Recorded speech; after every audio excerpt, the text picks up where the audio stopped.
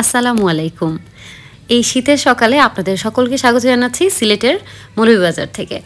আজকে এই শীতের সকালে এই যে দেখতে পাচ্ছেন যে আপাটা উনি হচ্ছে উনার নিজেরই ক্ষেত এটা। তো উনি উনার ক্ষেত থেকে খুব সুন্দরভাবে লাই শাকটা তুলে নিচ্ছেন এবং আরেকজন আছেন উনি এটাকে সুন্দরভাবে ধুয়ে পরিষ্কার করে কুচি করে লবণ দিয়ে খুব ভালোভাবে এটাকে কোচকে নিচ্ছেন। এতে করে এটার যে শাকের পানিটাও ছেড়ে দিবে এবং শাকটা নরম হবে। এরপর আপনারা আপনাদের পছন্দ মতো যেকোনো একটা কম কাটার মাছ, সেটা হতে পারে টাকি মাছ, বোয়াল মাছ বা যে কোনো রুই মাছও ইভেন হতে পারে, সেটাকে লবণ হলুদ মরিচ দিয়ে সুন্দরভাবে ভেজে নিয়ে কাটা বেছে তার সাথে পেঁয়াজ কাঁচামরিচ আর অল্প একটু সরিষার তেল দিয়ে খুব ভালোভাবে মেখে নিলেই তৈরি হয়ে যাবে সিলেটের খুবই জনপ্রিয় মুখরোচক একটা খাবার, লাই শাকের চাটনি বা শুদ্ধ ভাষায় বলতে পারেন রাই সরিষা শাকের চাটনি বা ভর্তা।